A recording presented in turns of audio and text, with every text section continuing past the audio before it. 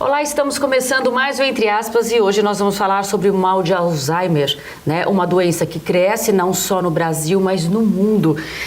Hoje existem no Brasil 15 milhões de pessoas com mais de 60 anos e 6% delas tem a doença.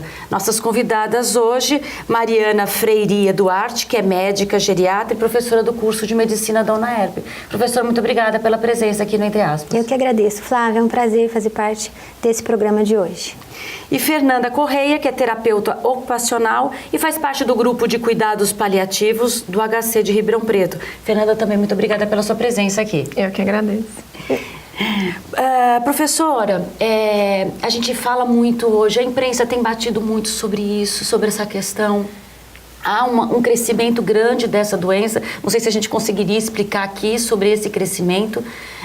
O mal de Alzheimer, né? O que seria esse mal de Alzheimer que atinge essa população, né? E que vem preocupando. Afinal, o Brasil não é um país mais só de jovens, a gente já sabe disso, né? Nós temos uma população grande de pessoas na terceira idade, de idosos. O que seria realmente essa doença e por que um número tão grande? Bom, essa doença, ela teve o primeiro caso apresentado aproximadamente em 1913 pelo Alois Alzheimer, daí o nome da doença. É a doença mais frequente, é a doença que mais acomete entre as demências primárias. Nós temos outros tipos de demências, né? Mas a demência de Alzheimer realmente tem a maior prevalência entre as demais. E ela está muito acompanhada, o seu diagnóstico, com o envelhecimento populacional. Então, mesmo sendo o Brasil um país em desenvolvimento, a nossa população também está envelhecendo mais, a nossa expectativa de vida está aumentando. Tem isso também, né? Nós temos uma medicina que nos ajudou, a questão da qualidade de vida, assim, a gente vive mais e por conta disso também aparecem as doenças. Acho que seria isso a questão do diagnóstico, né? Exato. Então, a gente está dando mais diagnóstico. A população envelhecendo, o acometimento é mais frequente. Claro que existe a demência de Alzheimer de início precoce. Infelizmente, ela tem uma progressão mais rápida e um curso mais difícil, mas a frequência dela é maior com o avanço de idade. Então, quanto mais idoso o paciente, maior a prevalência da doença de Alzheimer. Entendi. E a gente trouxe aqui a Fernanda, porque assim, eu acho importante, a gente está falando também da doença, da questão do diagnóstico, dos tratamentos, para alertar ou para informar quem está nos ouvindo ou nos assistindo nesse momento. Mas acho que é importante, né, Fernanda? E a gente só não pode falar da doença, mas na questão de como tratar, e você como terapeuta ocupacional está à frente, né, com as famílias e com o paciente. Quando o paciente recebe, né, o diagnóstico, né, como é que é isso, né, como é que vocês trabalham na terapia ocupacional e principalmente acho que na família, porque eu acho que aí é uma mudança grande, né? Acho que é importante a gente também entender que é uma doença grave, ela é crônica, a pessoa vai conviver com isso junto com a família.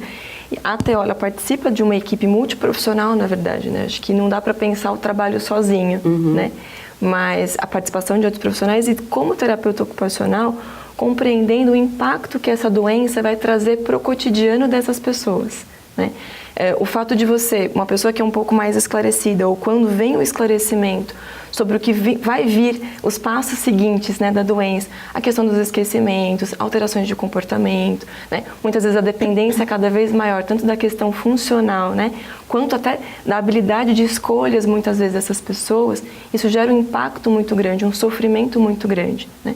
O paciente que toma consciência disso e a família, que vai ser o principal cuidador, ou vai ter que dispor de cuidadores para que possa oferecer o máximo possível de qualidade de vida ou de possibilidades, né, ao longo do curso aí, do tempo de vida que essa pessoa tem. E pode ser muito longo ainda, né? Entendi. Você falou uma questão, essa questão da consciência, né? Quando o paciente recebe esse diagnóstico, o que seria essa consciência, né? O nível, né? Como é que a gente poderia detectar isso, né? Na pessoa, né? No seu parente que estiver na sua casa, inclusive. Para diagnóstico ou você está falando da autocrítica do paciente? As duas coisas, tanto o diagnóstico para a família perceber ou para esse paciente se perceber, né? O nível de consciência dele, como é que é isso? Geralmente, Flávia, é a família que começa a se incomodar. com os esquecimentos e com a repercussão.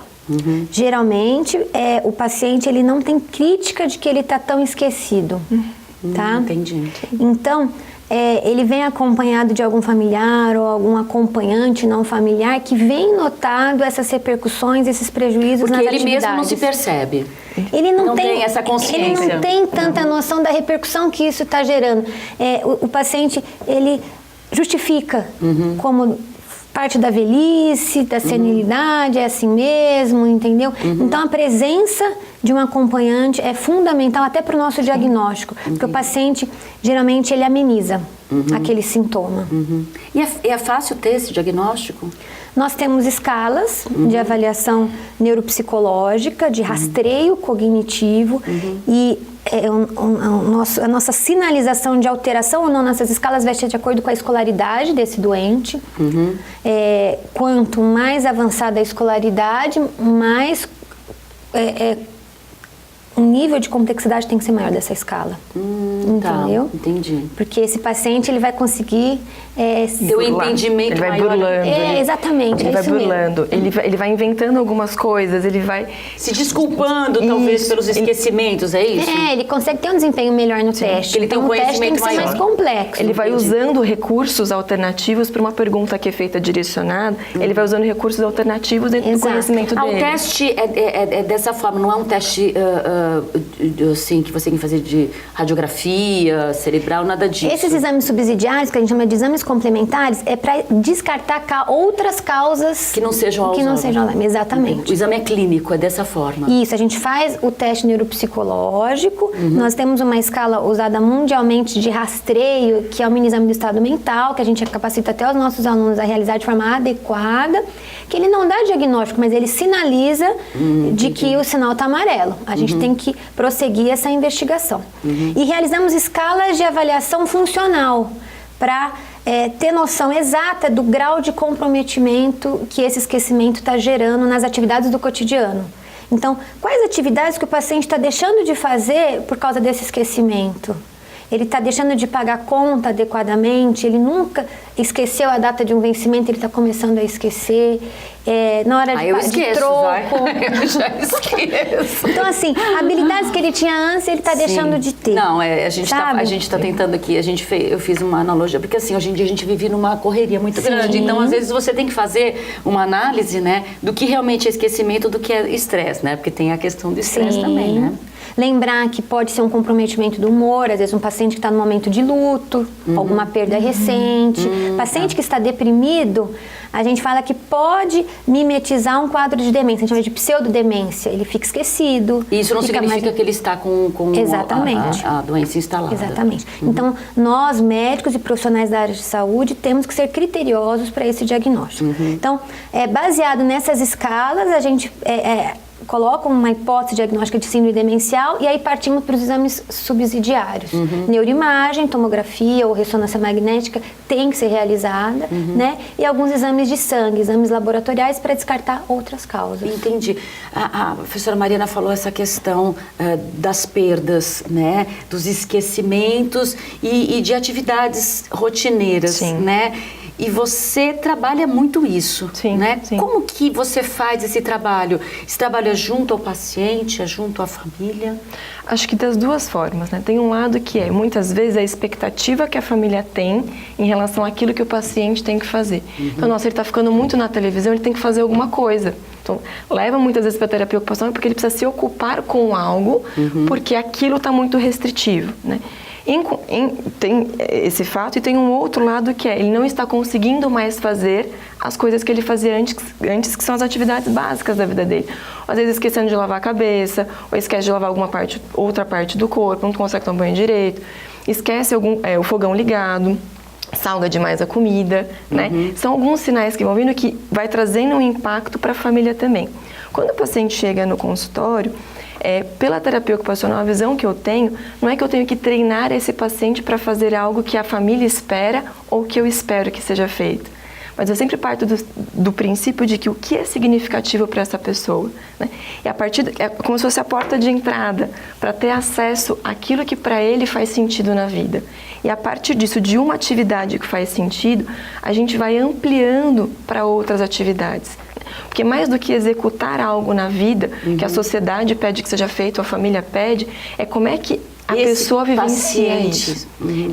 Acho que mais do que paciente, né? Agora que a gente olha para a nossa vida, né? Assim, como que eu posso viver da melhor forma possível, apesar de ter a doença? Ou apesar, às vezes, a falta de consciência em alguns momentos, ou... É por isso que eu perguntei a questão da consciência, O que vem, às vezes, alguns pacientes chegam para mim, nossa, eu estou esquecendo muita coisa, né? O que está acontecendo? Nossa, eu quero lembrar o nome dos meus filhos, eu não consigo. E muitas vezes isso traz um sofrimento.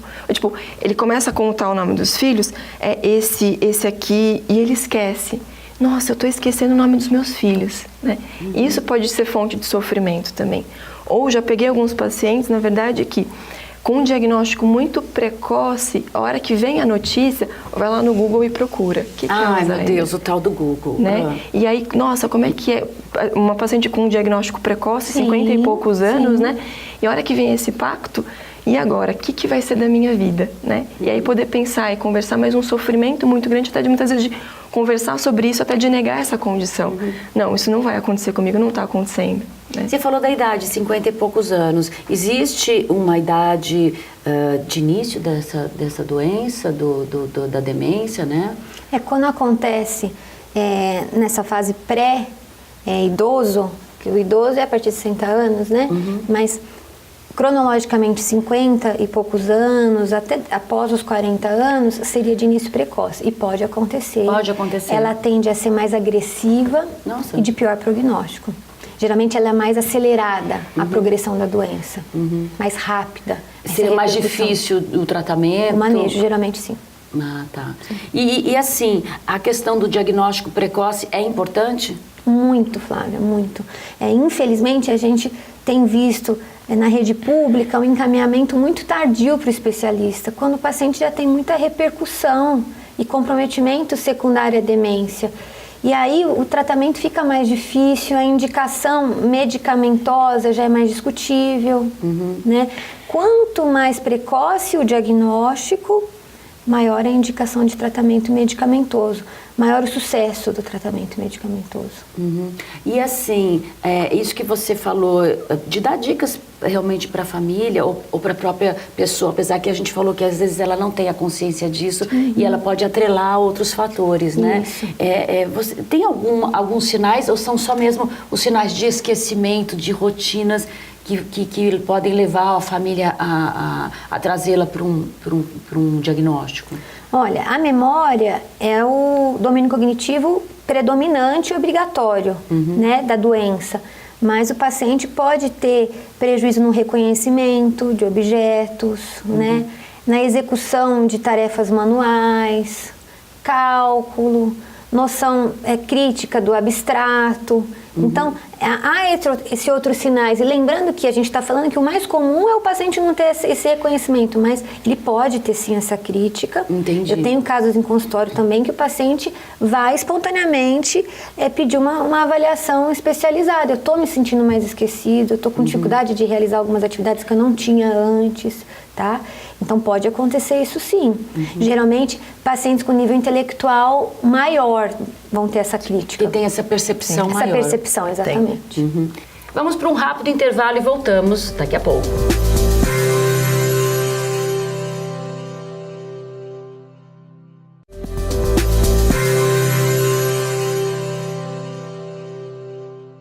Voltamos com Entre Aspas e hoje nós estamos falando sobre a doença de Alzheimer.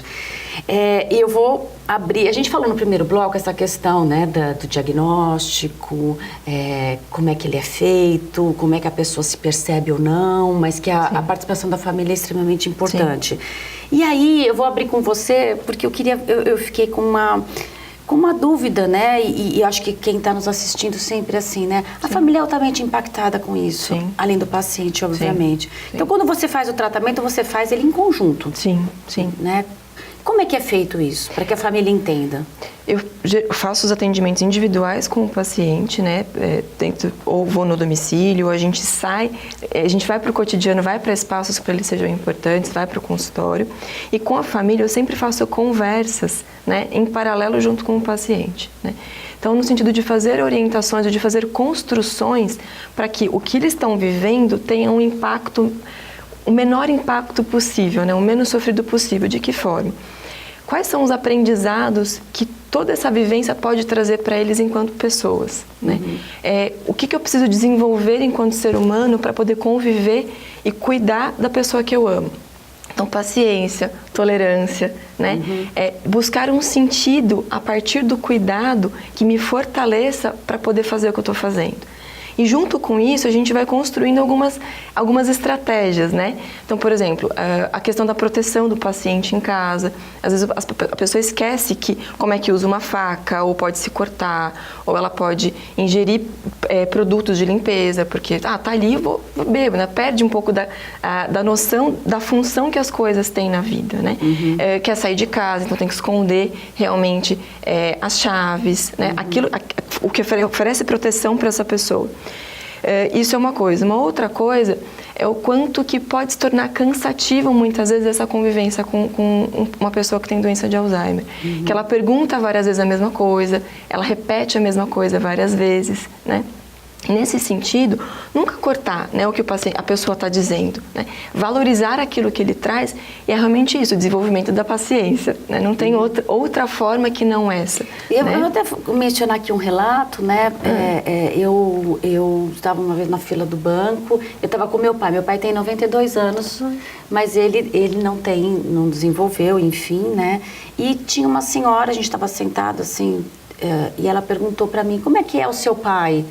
Né? Eu falei, não, por quê? Né? Mas o teu pai está bem? Né? Ela começou a perguntar e você via nitidamente que ela estava realmente desesperada, porque ela falava assim, porque o meu pai está com Alzheimer e ele está com atitudes violentas e eu não sei o que fazer, porque assim, ora eu amo, ora eu tenho raiva, ora eu choro, né? Então, assim, é um fator preocupante, né, essa questão no tratamento? Sim, na verdade, acho que a gente pode pensar em pelo menos duas linhas, né? A primeira é a condição de você poder fazer parcerias. Uma pessoa cuidar de alguém que tem a doença de Alzheimer sozinha é um peso muito grande, é um desgaste, é uma sobrecarga muito grande. Então, poder ampliar essa rede de suporte, essas pessoas que podem auxiliar na convivência e no manejo, né, dessa condição. E no segundo momento quando a pessoa começa a manifestar essas condições de agressividade, tentar burlar um pouco a agressividade, trazer para aquilo que para ele é significativo ou que pode distrair de alguma forma que faça sentido para ele, né? Muitas vezes conversar com a equipe médica, porque tem medicações, tem um manejo aí que a gente consegue fazer junto da equipe médica, né? Mas esse manejo relacional, né? Que é não entrar no embate, né? A pessoa está dizendo alguma coisa, não, você não é tal pessoa, você não é minha filha, onde já se viu? Não, é sofrido, mas ao mesmo tempo, quando eu escolho não entrar no embate, eu não me desgasto, eu dou a volta, né? Dessa condição conflituosa e vou podendo construir outras formas de me relacionar. Né? Mas é sempre tentando puxar para algo que possa ser saudável dentro da história daquela pessoa, né? Dentro daquilo que se conhece, que para ela fez sentido na vida e que é possível resgatar. Né? A Fernanda falou essa questão do medicamento, né? Logo que tem esse diagnóstico, né? Que você passa, né? Na verdade, eu queria até saber como é que você faz esse procedimento e como você... se é muito difícil nesse caso. E o que é passado a esse paciente? É algum remédios? O que eles precisam para esse tratamento? Quando a gente chega no diagnóstico, o diagnóstico ele é confirmado, nós temos a indicação sim do anticolinesterásico, que é uma medicação disponível no Brasil, é indicada a nível mundial, a gente não perde para nenhum país do mundo em relação à disponibilidade dessa droga. E quanto mais precoce o diagnóstico, como eu falei antes, melhor é o resultado da medicação. Quanto mais avançada a fase da doença, ou seja, quanto mais comprometido o paciente se encontre, menos a gente tem que esperar dessa droga. Né? Entendi. Porque o paciente já não tem mais condição de resposta neurológica, entendeu? Entendi. Aí vai se tornar uma tentativa a medicação. Ele pode, depende de organismo para organismo, ele pode reagir ou não reagir à medicação. Sim, e assim, o comprometimento dele, neuronal, já vai ser avançado, né? Então aí a gente já tenta não gerar tanta expectativa na família quando a demência já está avançada. Agora, quanto mais rápido a gente entrar com a medicação, melhor, tá? É aquilo que eu falei, acreditar sempre na intuição, o cuidador, o acompanhante, e procurar auxílio médico para rastrear a possibilidade de doença, para a gente não perder tempo no tratamento. E aí, tem um medicamento e é necessário uma terapia atrelada a ele? Tudo aquilo que a gente pode fazer em conjunto, somando, é possível. E a gente pensa que a gente não é só um ser biológico, a gente é um ser biográfico. Eu tenho uma história. Uma medicação, uma droga, ela não vai tratar da minha história. Ela vai tratar de uma condição orgânica. E junto disso, a gente vai cuidar daquilo que esse sujeito tem vontade de fazer na vida, né? E o que ele pode fazer na vida ainda, nessa condição produtiva dele. Sim, e nessa questão do medicamento, voltando, o que ele pode refrear, o que ele pode diminuir da doença ou melhorar na qualidade de vida, por exemplo? O desfecho ideal que a gente almejava era cura, mas ele não temos. Cura, né? Então, para a gente já é um sucesso terapêutico a estabilização da demência, então o paciente fica mantido nessa fase que ele me procurou, né? Então, o medicamento consegue fazer isso? Consegue, em muitos casos ele consegue. Estabilizar... Por muito tempo? Como é que é? Eu tenho um paciente que se encontra na mesma fase há 4 anos, para mim isso já é um sucesso. E não avançou? E não avançou.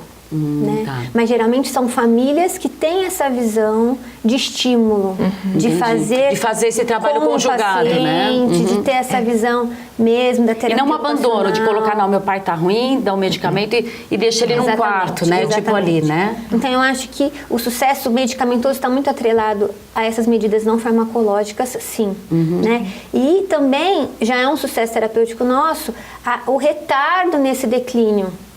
Entendeu? A doença vai evoluir, mas de forma mais lenta. Entendi. Já é um sucesso terapêutico também. Tá? É isso que a gente tinha falado, né? Cada organismo reage de um jeito e a questão da precocidade do diagnóstico e um tratamento conjugado realmente vai trazer um melhor benefício para essa pessoa na questão, né? Acho que é isso que a gente mais ou menos tem falado aqui, né? Mas assim, a gente não pode falar também, vai viver... A gente está falando da expectativa, né? Acho que não existe nessa questão, nessa doença. Ele vai fragilizando. A dependência dele com o tempo de doença vai aumentando.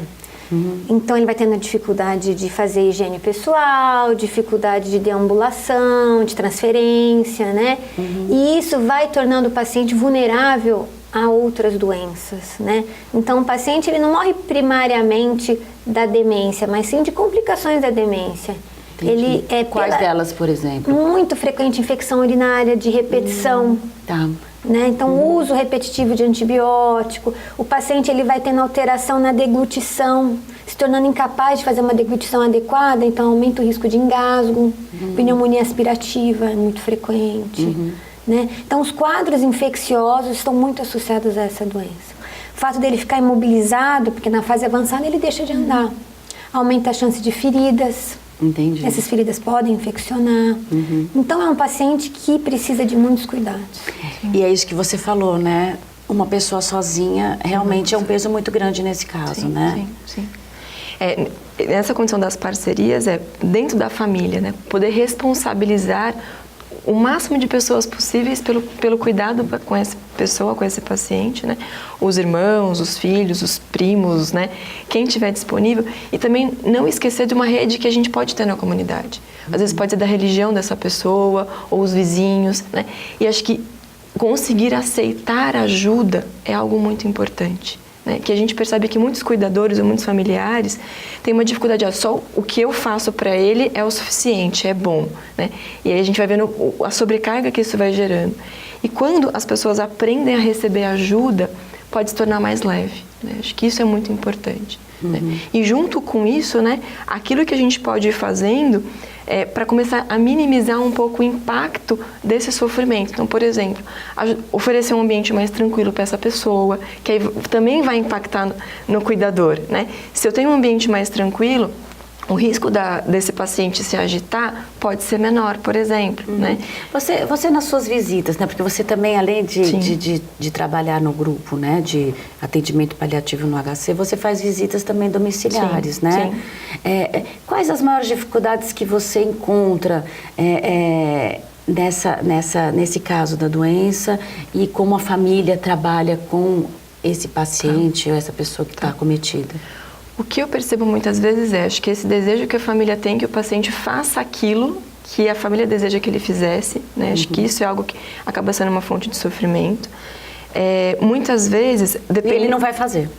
Não necessariamente, né? Acho que ele pode chegar em algo que, se aquilo que a família fala gostaria que ele fizesse é algo da história dele, pode ser que ele chegue a fazer isso, mas o caminho pode ser outro, não vai lá direto, né? Não vai conseguir desenvolver aquela atividade de uma forma espontânea, por exemplo, né? Muitas vezes, quando é um casal, né, que mora lá, o senhorzinho e a senhorinha, precisa fazer algumas adequações de mobiliário na casa, por exemplo.